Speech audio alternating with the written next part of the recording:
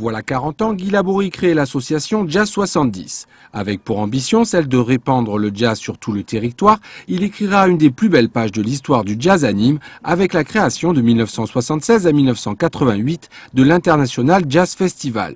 Un festival qui fera défiler dans les arènes tous les grands noms du jazz, de Miles Davis à Michel Petrucciani, en passant par Ray Charles, Didi Bridgewater ou B.B. King. C'est cette histoire et celle de ses descendants, toujours actuelle, puisque le jazz never stop, que Carré d'Art vous invite à découvrir. On pense évidemment à Miles Davis, Marcus Miller et d'autres. Les arènes permettaient effectivement de faire un festival très populaire, ouvert à tous. Et en fait, c'est la fête de ce festival qui se retrace à travers cette exposition. Une occasion de découvrir des archives issues du fond de la bibliothèque et des collections privées avec des documents historiques et des pièces plus anecdotiques. Je pense que toutes les pièces sont importantes parce qu'elles retracent l'émotion qu'on peut avoir à travers ces pièces, de retrouver une époque et de retrouver un artiste.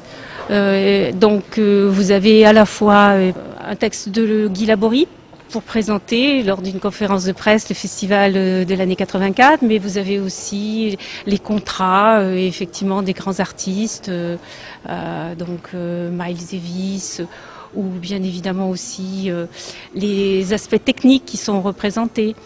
Mais vous avez aussi les petits mots des artistes qui ont fait le festival, parce qu'il y a des entretiens qui sont très intéressants que vous pouvez voir présentés donc dans l'exposition. Preuve que le jazz ne s'arrêtera pas là. Après l'International Jazz Festival, le Festival de Jazz à Heineken, Jazz au lycée d'Audet ou le Printemps du Jazz, le jazz résonne désormais dans toute la métropole nîmoise, dans des villages et des salles improbables, avec l'agglo au rythme du jazz.